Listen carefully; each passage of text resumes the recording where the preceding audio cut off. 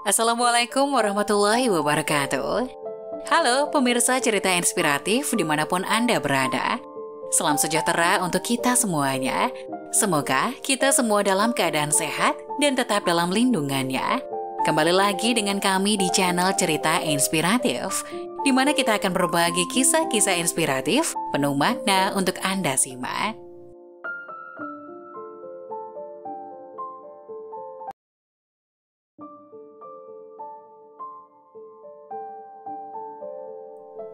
Awalnya kukira semua baik-baik saja sampai kudengar tangisan ibu di malam hari. Seorang ibu menjadi sosok yang paling istimewa di hati kita. Saat menceritakan sosoknya atau pengalaman yang kita miliki bersamanya, selalu ada hal-hal yang tak akan bisa terlupakan di benak kita.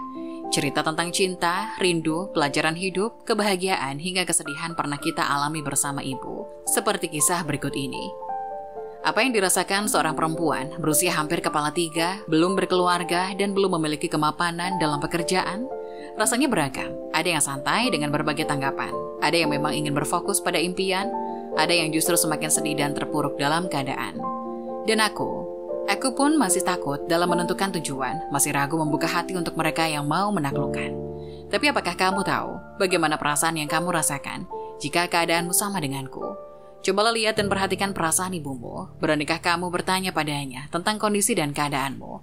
Apakah dia sesantai dirimu? Apakah dia tak mempermasalahkan pilihanmu? Atau justru ia bersedih karena anak perempuan tercintanya belum menemukan tambatan jiwa? Baik itu imam yang ingin membersamai anaknya sampai surga, atau pekerjaan yang membuat anaknya tersenyum bahagia. Awalnya kupikir ibuku termasuk tipe yang santai, seperti apa yang kurasakan kemarin-kemarin. Ditanya tetangga dan saudara, menjawab sekenanya sambil tertawa.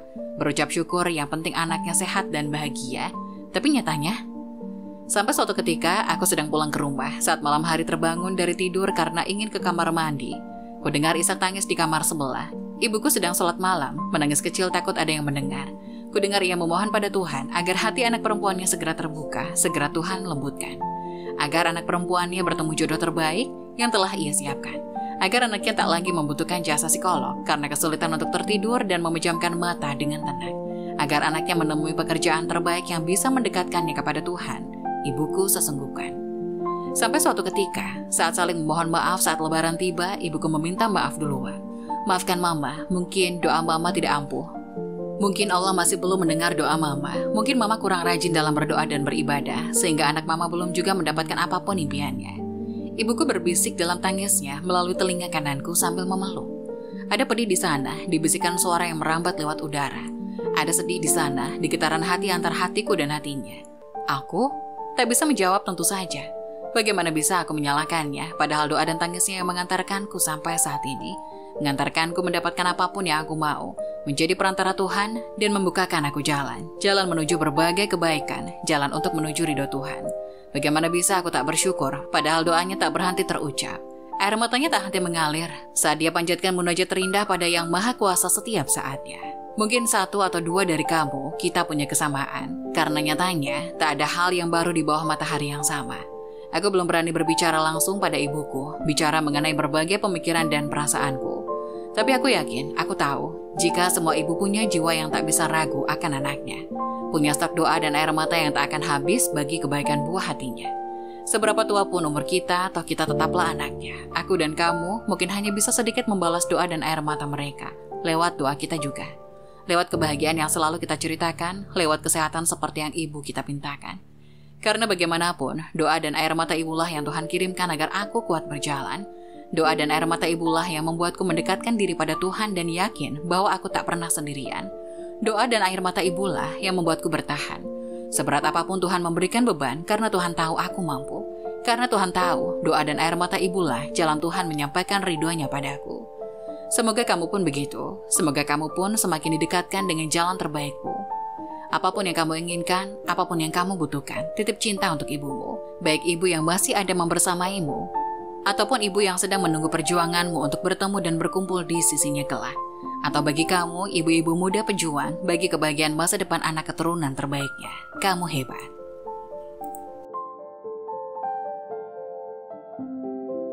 Inilah hukum orang yang serakah harta warisan. Harta warisan merupakan sesuatu yang tidak bisa dianggap sepele.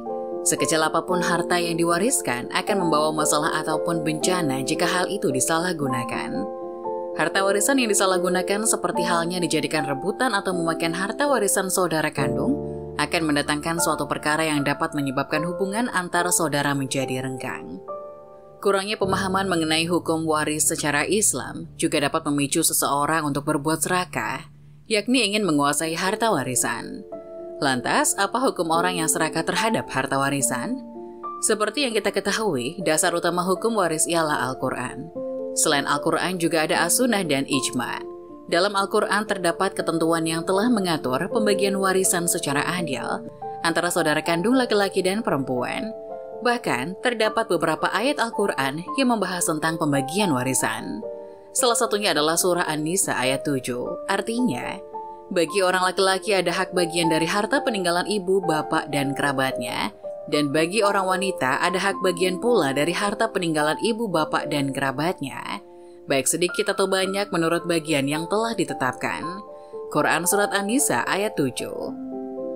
Dalam ayat tersebut secara gamblang dijelaskan bahwa pihak laki-laki maupun perempuan memiliki bagiannya masing-masing, baik sedikit atau banyak harta yang sudah ditetapkan. Namun apabila terjadi pembagian harta warisan yang tidak sesuai dengan apa yang sudah Allah tetapkan dalam Al-Quran, maka hukumnya ialah dosa kecuali saudara kandung ikhlas untuk memberikan bagiannya. Hal ini dijelaskan dalam surah Al-Baqarah ayat 188. Artinya, dan janganlah sebagian kamu memakan harta sebagian yang lain di antara kamu dengan jalan yang batil, dan janganlah kamu membawa urusan harta itu kepada hakim, supaya kamu dapat memakan sebagian daripada harta benda orang lain itu dengan jalan berbuat dosa, padahal kamu mengetahui. Quran Surat Al-Baqarah ayat 188. Dan arti ayat tadi dijelaskan bahwa kita tidak diperbolehkan untuk menguasai harta warisan dengan memakan bagian dari saudara yang lain dengan cara batil. Sebab memakan hak orang lain dengan cara batil ini merupakan kezaliman. Dan Allah Subhanahu wa Ta'ala telah memberi ancaman kepada orang-orang yang zalim dalam hadis Rasulullah SAW menjelaskan. Jauhilah, hindarilah oleh kalian perbuatan zalim. Sesungguhnya kezaliman tersebut akan dibalas dengan kezaliman di hari kiamat. Dengan demikian, orang yang serakah terhadap harta warisan ialah orang yang melanggar syariat Islam. Maka dari penjelasan tadi dapat pula disimpulkan bahwa hukum orang yang serakah terhadap harta warisan dalam Islam adalah tidak diperbolehkan. Karena serakah termasuk ke dalam perbuatan dosa yang mendatangkan kezaliman, dan balasan orang yang zalim di akhirat kelak adalah dimasukkan ke dalam neraka. Waris secara bahasa dalam buku pembagian waris menurut Islam oleh Muhammad Ali Asyabuni berasal dari kata al-miraj, berarti berpindahnya sesuatu dari seseorang kepada orang lain atau dari suatu kaum kepada kaum lain. Makna waris jika dilihat dari pengertian bahasa ini tak sebatas pada hal berkaitan dengan harta benda, tetapi juga mencakup non-harta benda seperti keimanan, sifat, serta kecerdasan. Sementara para ulama mendefinisikan waris yakni berpindahnya hak kepemilikan dari orang yang meninggal kepada ahli warisnya yang masih hidup, baik yang ditinggalkan itu merupakan harta, uang, tanah, atau apa saja yang berupa hak milik legal secara syariat. Adapun waris dalam KBBI adalah orang yang berhak menerima harta pusaka dari orang yang telah meninggal. Mengutip buku Hukum Kewarisan Islam oleh Amir Syarifuddin, terdapat beberapa istilah yang bisa dipakai untuk menyebutkan hukum mengenai waris dalam Islam, yaitu faraid, fikih mawaris, dan hukum al-waris. Untuk penyebutan perihal waris menurut hukum di Indonesia, digunakan pula berbagai istilah seperti waris, warisan, pusaka, serta hukum kewarisan. Rukun-rukun waris. Perihal waris terdapat unsur-unsur penting yang mesti ada dan dikenal dengan rukun. Menukil buku hukum waris berikut 3 rukun dalam waris.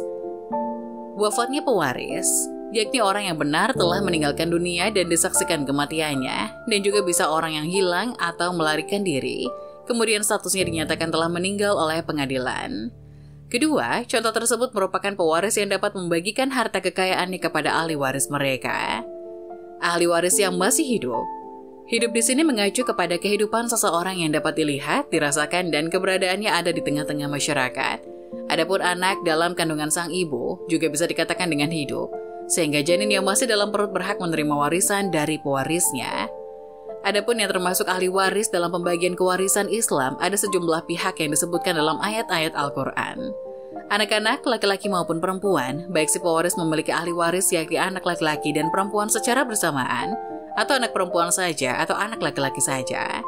Kedua orang tua yaitu ayah dan ibu, sepasang suami istri, saudara laki-laki dan saudara perempuan si pewaris, baik saudara kandung ataupun saudara seayah, dapat terdiri atas saudara laki-laki dan perempuan secara bersamaan.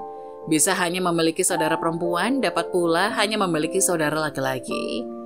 Saudara seibu dapat terdiri atas laki-laki saja, perempuan saja atau secara bersamaan.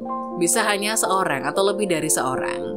Harta peninggalan seperti semua jenis harta yang ditinggalkan pewaris, baik berupa uang, bangunan, hewan ternak, tanah, dan macam lainnya. Namun ada juga yang termasuk harta peninggalan yakni hutang dan wasiat. Keduanya disebutkan dalam beberapa ayat Al-Quran dan menandakan bahwa hutang dan wasiat harus didahulukan sebelum pembagian harta warisan. Lebih lanjut, Muhammad Toha Abul Ela Khalifah berpendapat bila pewaris yang telah wafat meninggalkan harta, sementara ia punya hutang, maka hendaklah dilunaskan terlebih dahulu.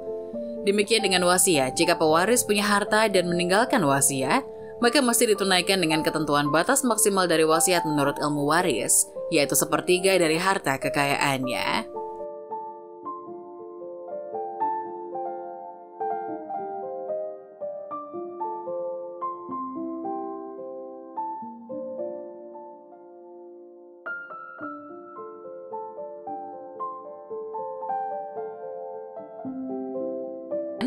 Jangan lupa tulis pendapat kalian di kolom komentar ya. Wassalamualaikum warahmatullahi wabarakatuh.